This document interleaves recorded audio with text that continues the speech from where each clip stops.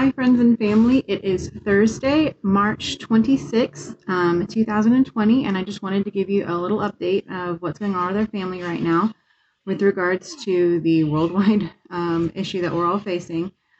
Here in Costa Rica, the latest update today was that we have reached 231 cases.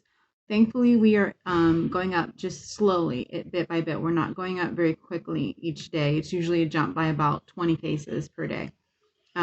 Now they have just announced that they've increased testing beyond the one lab that was doing it. So now there will be 5 labs testing. So we may see a big increase. But if we do, it'll probably be because it's just more tests that are available, more people able to do it. So here's the big things going on with us right now. We found out that they are not going to be extending the driver's license law in favor of those who have their passport stamps expiring. Basically, what that means in a nutshell is that because of this law, once Jeremy's passport stamp expires on Tuesday, this coming Tuesday, he will no longer be able to drive legally. So thankfully, I have another 2 months. My passport stamp does not expire until almost the end of May. So I can still drive. But between then and for the next 2 months or so, I'll be the only one in the house able to legally drive the car. So that's going to be a complicating factor, of course, in our life at this time.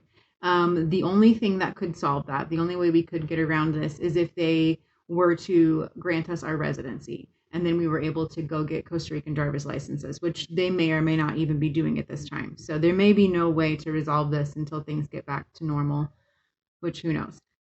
So that's the number one, or that's one of the things that's facing us right now. The other big thing that we found out a few days ago, and it's taken us some time to process this, is that they announced a new clause in their legal system that basically says if someone who is not a citizen of Costa Rica leaves the country during this time, they renounce their residency, even if they are permanent residents, if they have the residency card in hand, or like us, who we get to stay because we're in process. But if we leave, we lose all of that, and we can't come back. So if we were to leave the country right now, we would have to start the residency process completely from scratch at some point in the future. And we would have to abandon our home and our car, and no telling when we'd be able to get back here.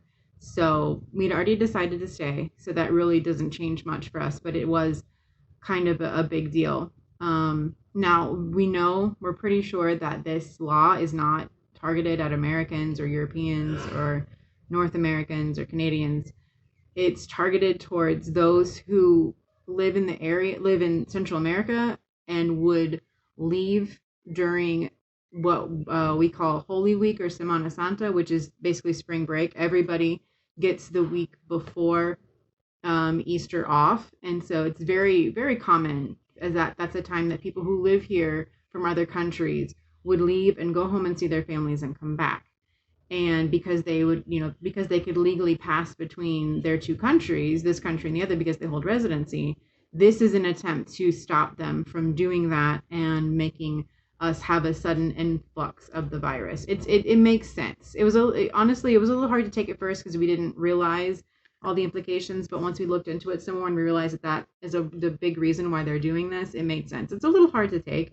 We're stuck here, and if we leave, we lose everything, but we weren't planning to leave anyways. We couldn't leave if we wanted to because after the end of this month, there are no scheduled flights in or out of the country until at least April, and then and those are subject to change. So we're here for the time being. Now we're fine. We have all our supplies. We have everything we need. The stores are well stocked.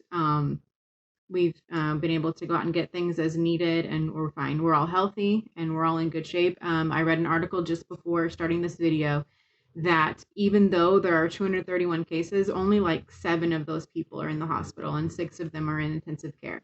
So yes, they are still expecting those numbers to rise, and yes, they are still expecting more people to go into the hospital. But so far, they seem to be managing it pretty well, and they have every hospital in the area is, they're ready. And I even heard that we're supposed to be getting a shipment in the next 2 weeks of those N95 masks that are so important. So, anyways, things are stable. We're all stuck in the house, just like y'all. Kids. I don't take the kids out. I've been taking them on a walk every day because for the best I understand it, there's nothing that says that we can't take a walk for exercise. We go down the middle of the road. The kids don't touch anything, not even the plants, but they do get out and get some exercise. I'm doing the English homeschool program that I always have done, and then I have some additional work from their teachers that they've been working on. So they're still learning. Things are rolling along. And then the church, that's another big one for us. This past Tuesday, we had our first. Well, we actually back on Sunday, we did sort of a trial of if you've heard of the application called Zoom, and so we did that, and we had some bugs to work out. But this Tuesday, we had the majority of our people join us on Zoom for a Bible study, and so everybody was able to listen. And I don't know if you've ever seen Zoom, but everybody has a little camera, or if you have a camera on your device and you turn it on, you can see each other and you can talk back and forth and ask questions. We were able to sing, although Jeremy did have to mute everybody's microphones because that didn't quite work. And he has the ability to turn microphones on and off at appropriate times. But like he sat in the garage and he had his notes ready and he was able to display them on the screen and to give his Bible study and then ask questions. And I sat up in our bedroom with the kids and had my screen on, and I was able to watch as well and watch and speak with the other people. And so it was the best we could have at this time. And I really think that God can use it going forward. So that's what we're going to continue to do. Also, we are just looking for opportunities to help people where needed today. The public school system because I have two kids in public school, they gave out packets of food. And so I was encouraged. I wasn't going to get the packet because that felt weird because we don't need it. But I was encouraged to go ahead and pick it up and to donate it to people who needed it. So I went and picked up 2 ginormous bags full of food, and we were able to distribute those among some families we knew that could use a little extra right now. So anyways, God is blessing. God is moving. I can see his hand still in this, even though it's not easy at times. We just ask that you continue to pray for us for courage and for encouragement and for just that God will use us as he sees fit in this time. And thank you for watching. And if you have any questions, as always, just let me know.